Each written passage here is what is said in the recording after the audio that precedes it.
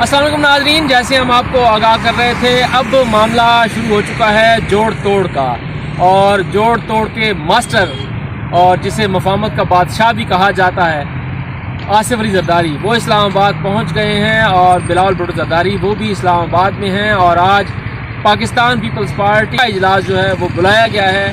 Executive committee کا یہ اجلاس ہے، یہ زرداری ہاؤس اسلام آباد میں ہو رہا ہے۔ اس میں مسلم لیگ نون کے ساتھ ہونے والی مشاورت پر حتمی گفتگو ہوگی، اور پاکستان پیپلز پارٹی اپنا فیصلہ کرے گی کہ وہ حکومت میں اب کتنا حصہ لینا چاہتی ہے۔ اسی ایگزیکٹو کمیٹی نے پہلے یہ فیصلہ کیا تھا کہ پاکستان پیپلز پارٹی کے وزارت عظمیٰ کے امیدوار بلاول بھٹو زرداری ہوں گے، لیکن اگر نون لیگ کے ساتھ جاتی ہے پاکستان پیپلز پارٹی تو پھر وزارت عظمیٰ کے امیدوار کی حیثیت سے نہیں بلکہ صرف ایک اتحادی کی حیثیت سے جائے گی، اور اس کے بعد فیصلہ مشاورت سے ہوگا کہ وزیر اعظم کون بنے گا۔ جیسے میں آپ کو گزشتہ اپنے پروگراموں میں یہ آگاہ کر چکا ہوں کہ میاں نواز شریف اب وزیر اعظم نہیں ہیں، اور وزیر اعظم جو ہے وہ یا میاں شہباز شریف ہیں یا پھر مشاورت سے کوئی تیسرا شخص آئے گا۔ اب امکانات جو ہیں وہ میاں شہباز شریف کے زیادہ واضح ہو گئے ہیں۔ بلاول بھٹو زرداری اب کیا کریں گے؟ ان کے پاس کیا دوبارہ وزارت خارجہ آئے گی، اور وزارت خزانہ کس کے پاس جائے گی؟ یہاں پر سوال یہ پیدا ہوتا ہے۔ پاکستان پیپلز پارٹی یہ چاہتی ہے کہ اگر وزارت عظمیٰ اسے نہیں دی جاتی تو پھر یہ ایوان صدر جو ہے وہ کم سے کم وہ اسے ضرور دیا جائے۔ اب ایوان صدر کا فیصلہ جو ہے وہ بھی ہونا ہے۔ کیا مسلم لیگ نون جو ہے وہ اس کے اوپر متفق ہوگی کہ صدر مملکت کا عہدہ جو ہے وہ سابق صدر آصف علی زرداری کو دیا جائے اور دوبارہ سے وہ صدارت پر براجمان ہو؟ لیکن یہ دینا تو پڑے گا۔ اگر وزیر اعظم مسلم لیگ نون سے ہوگا تو پھر صدر مملکت پاکستان پیپلز پارٹی سے ہوگا۔ اس کے بعد دوسرا اہم مرحلہ ہوگا اسپیکر اور چیئرمین سینٹ کا، کیونکہ سینٹ کے انتخابات بھی ہونے والے ہیں، وہ اپنی مدت پوری کرنے والی ہے۔ وہاں پر چیئرمین سینٹ کون ہوگا اور اسپیکر قومی اسمبلی کون بنے گا؟ مسلم لیگ نون جو ہے وہ چاہتی ہے کہ اب اسپیکر قومی اسمبلی جو ہے وہ مسلم لیگ نون سے آئے، لیکن پاکستان پیپلز پارٹی یہ چاہتی ہے کہ جب اسپیکر ہمارا ابھی تک موجود ہے اسے کنٹینیو کیا جائے، یا پھر یوسف رضا گیلانی کو اسپیکر لایا جائے اور چیئرمین سینٹ بھی پاکستان پیپلز پارٹی سے لیا جائے۔ مسلم لیگ نون یہ بات واضح کر چکی تھی کچھ عرصہ پہلے کہ چیئرمین سینٹ مسلم لیگ نون کا ہوگا، اور اسحاق ڈار صاحب کا نام بطور چیئرمین سینٹ بھی گردش کرتا رہا ہے۔ اب وزارت خزانہ کون لے گا؟ وزارت خزانہ کے اوپر بھی ایک بڑی گہما گہمی بڑی بحث ضرور ہوگی۔ پاکستان پیپلز پارٹی وزارت خزانہ بھی چاہتی ہے۔ یہ تین عام وزارتیں ہیں جن کے اوپر فیصلہ ہونا ہے، وزارت خارجہ، وزارت خزانہ اور اس کے ساتھ ساتھ وزارت داخلہ۔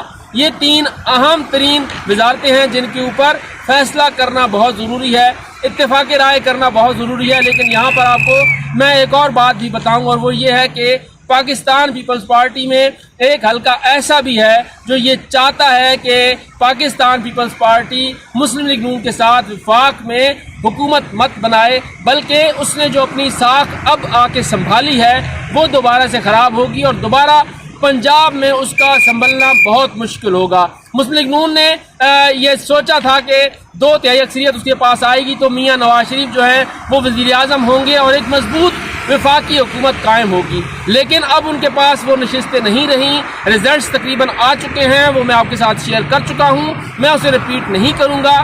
اب مخلوط حکومت بننی ہے، اور مخلوط حکومت کا مطلب ہے کہ کمزور حکومت بننی ہے۔ جب کمزور حکومت بننی ہے تو میاں نواز شریف اس حکومت کے وزیر اعظم نہیں بننا چاہتے، اس لیے یہ معاملہ جائے گا میاں شہباز شریف کی طرف، اور ایسی صورت میں پاکستان پیپلز پارٹی اگر اس کے ساتھ ہوگی تو پھر حکومت کسی حد تک آگے بڑھے گی۔ لیکن اگر پاکستان پیپلز پارٹی، جس کے چیئرمین کو ایک مشورہ یہ بھی دیا جا رہا ہے اس کی اپنی جماعت کی طرف سے کہ آپ اپوزیشن پر بیٹھیں، اگر پاکستان پیپلز پارٹی اپوزیشن پر بیٹھتی ہے تو اس کا فائدہ اسے بہت زیادہ ہوگا۔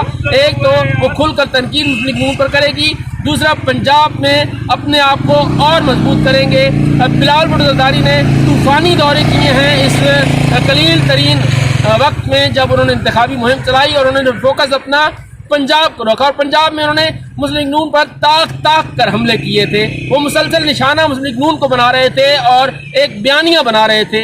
अब अगर वो दोबारा पाकिस्तान पीपल्स पार्टी जाती है मुस्लिम लीग नून के साथ हुकूमत करने, तो फिर वो बयानिया जो इमरान खान का था कि जब ये इक़्तिदार के लिए आते हैं तो फिर ये इकट्ठे हो जाते हैं, वो बयानिया दोबारा उठेगा और पाकिस्तान तहरीक-ए-इंसाफ की जो पोजीशन पाकिस्तान पीपल्स पार्टी लेना चाहती थी, जो ये कहती है कि हमारे वोट को पाकिस्तान तहरीक-ए-इंसाफ ने काटा है, वो हम वापस लेंगे, फिर वो पोजीशन पाकिस्तान पीपल्स पार्टी कभी नहीं ले सकेगी। अब दूसरी तरफ है आज़ाद अरकान का मुस्तकबिल, उसके ऊपर अहम तरीन मुशावरत हो रही है।